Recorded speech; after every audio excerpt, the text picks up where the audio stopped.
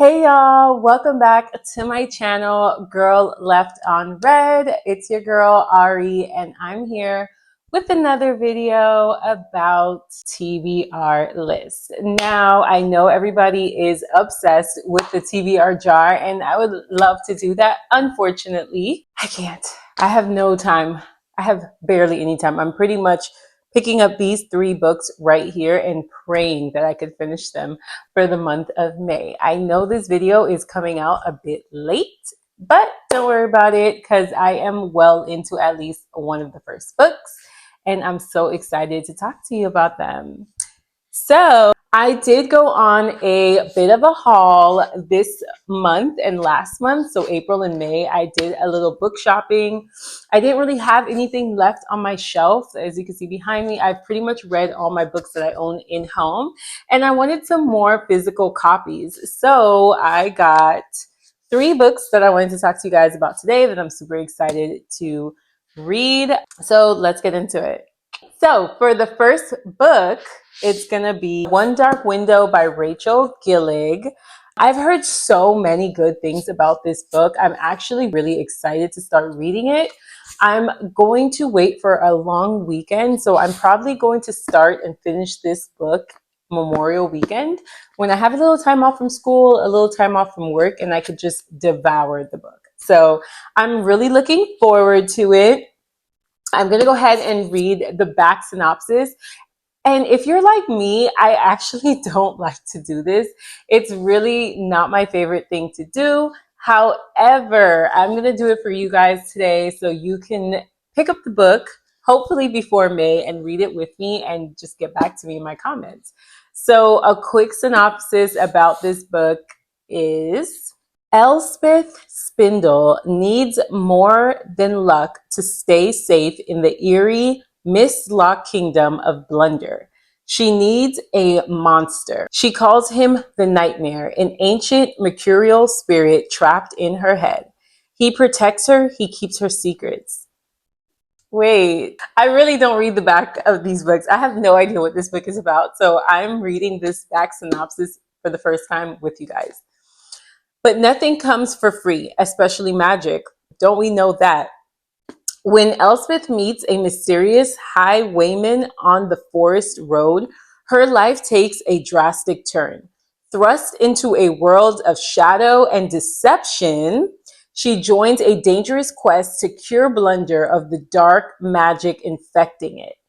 Except the highwayman just so happens to be the king's own nephew, captain of the most dangerous men in Blunder, and guilty of high treason. Ooh, this one sounds so good. This one sounds like it's gonna be epic, adventurous with the romance. I love the romance. I'm so excited about this one. A maiden must unleash the monster within to save her kingdom in this dark, lush, gothic fantasy debut.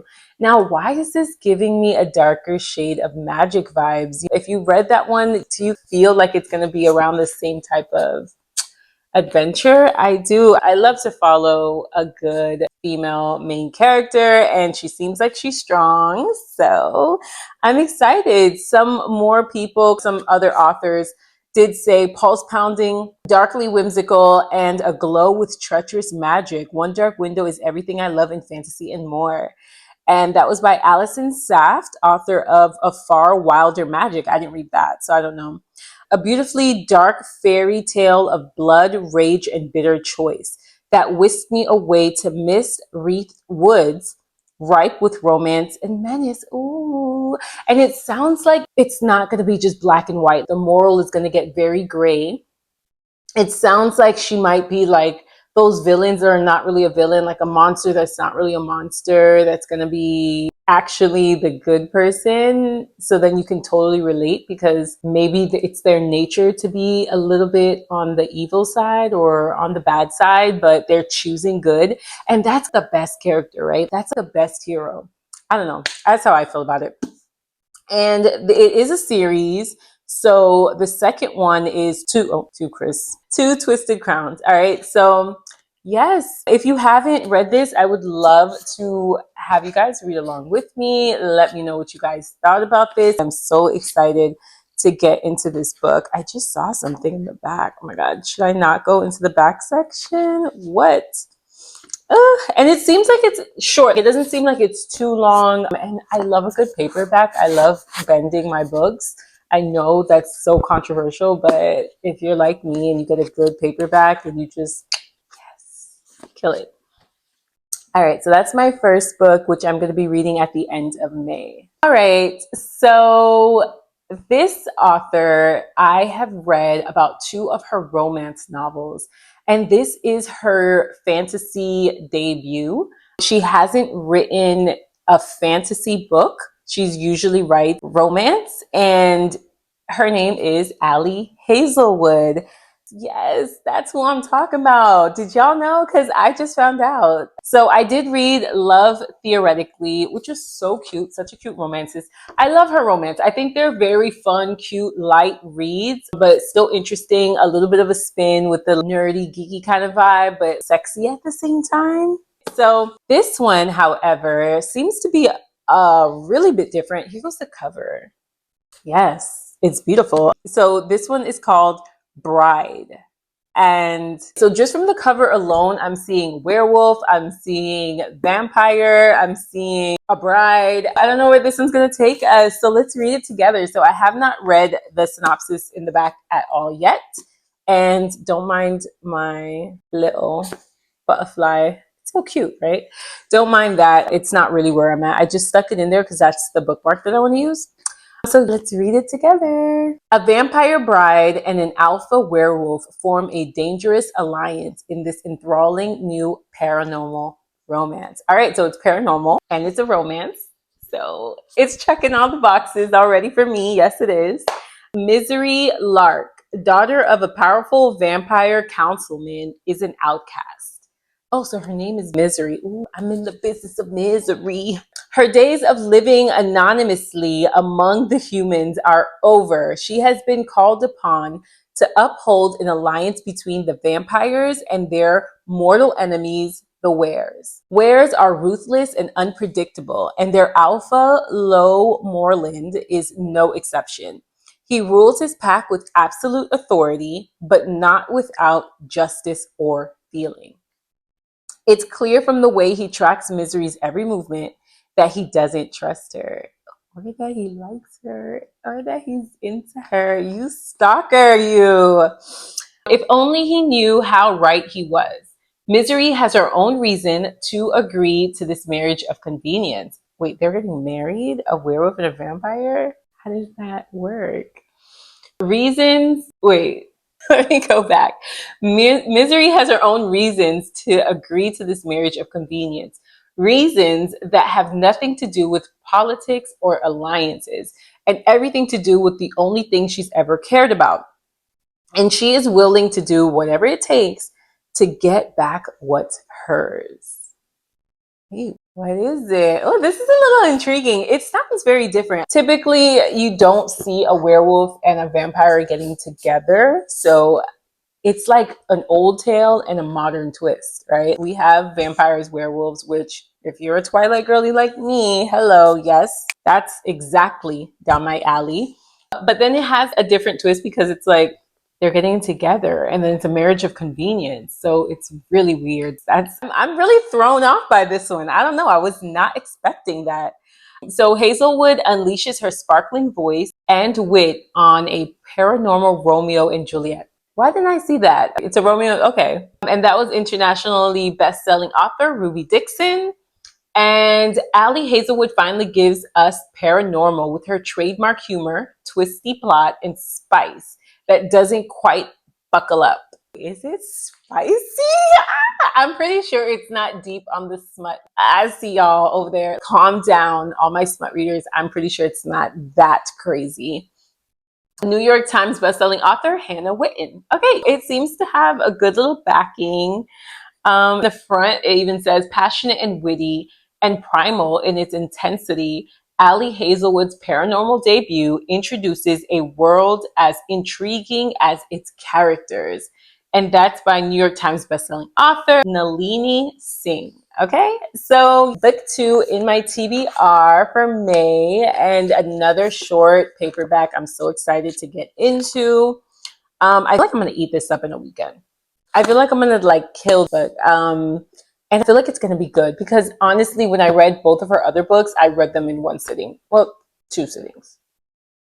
I had to go to sleep and then I woke up and then I finished it. So definitely feel like I'm gonna kill this one. So I'm excited about that one. Let me know if you've read this book, Bride by Ali Hazelwood, or if you've heard about it, or if you're interested, or if you hated it.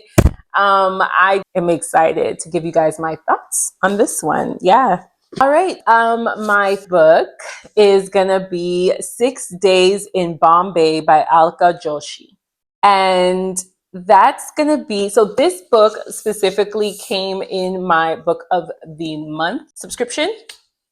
I'm excited about it, because I do love Indian culture. I know I'm not Indian, I don't have any Indian background, but I've read a couple of books were either Middle Eastern written author, or were Indian. So, and I always enjoyed them. I love the culture. I feel like it's so rich, so colorful, so spicy, so sensual. Like there's just so much so's going on, and I'm with it.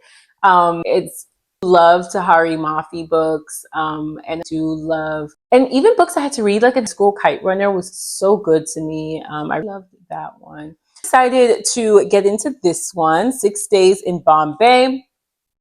And I did already read the synopsis on this one in a previous video. I'm excited to get into this one. This isn't fantasy and it isn't romantic either. It's more of like a read. I rarely read just fiction. I rarely read nonfiction for sure. And this one has a bit of both. So it is lightly based on a real person. It's lightly based on the life of painter Amrita Shergill.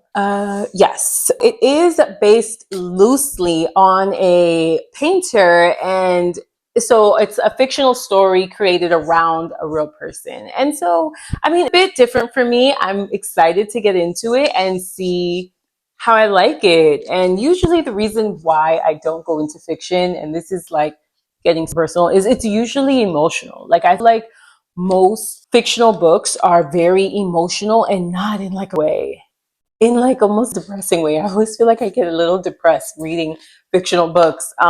So I don't really like that. And I'm gonna just try it. I'm gonna see if this one probably makes me feel good, you know. This is written by Alka Joshi. And a little bit about her. She's born in India and raised in the US since she was 9. She had a BA from Stanford University and an MFA from California College of Arts. Okay. So yeah, let's into it. Let's see. Excited about this one. Thank you, Book of the Month. All right, my last book for May that I have put onto my TBR list is Fearless. Okay, guys, I have been reading the Powerless series for the past 2 months. I read Powerless first and then Reckless. And now I've just picked up Fearless. This is one of the books that I have already started reading. I'm about 1 chapter in. Don't kill me. But I'm obsessed with Kai and Peyton. My God. I love them. And it's like some books that I like, I feel like people don't hype them up. And I'm like, why? This is actually a good one. Like this is a really good one. Yes, the world building isn't strong and the magic isn't that intense. I do feel like in this book, it's all about love and romance. And I feel like that's inspiring enough. And that's one of the things that I do enjoy about fantasy, about romance, is it just always inspires more hope that you'll find it. And so I did find this book to even be a little emotional for me. And I was just talking about how I'm like not the emotions, but I'm into the emotions when it comes to love, hope, inspiration. Like I like the way those make me feel. And although it is not real, I did love Reckless. Especially, I felt like Reckless was really good. So I'm really excited to get into Fearless. And it's the 3rd in the series. And I don't want to say too much since it's the 3rd book in the series. And I don't want to give away too much, but go ahead and check out this series, even if you haven't. I think it's worth the read, especially if you're a fantasy romance girly like I am. Like, come on. I love that the main character, Kai, is morally gray. Like, not good or bad, but is consistently battling with doing the right thing and doing the right thing for the right people. And sometimes you end up doing the wrong thing for the right person, so it makes sense. And I'm like, I get it, you know. I love Kai. I love Peyton as a strong female character. I feel like she is stubborn, she is fierce, she gets what she wants, she doesn't need help, she does it all on her own, and then when she does need help, she asks, even though it is through gritted teeth. So I do love these characters, and I love the way the author has witty banter, has them going back and forth, and then has them being like seriously available with each other. Just really well with each other. Like, for enemies, like, they so well. Like, that trope is not here at all. And it's crazy because usually when you have an enemies to lovers, you have a miscommunication trope that's like tied, you know, be here for it. Don't get me wrong. I'm here for it a lot of the time, but I love the way she didn't make it an essential thing. She actually made them like communicate. I'm so excited. Thanks for watching. And if you haven't already, please hit that subscribe button, that like button, that comment button. And I will be back with more videos for you guys because I genuinely love talking about books with you.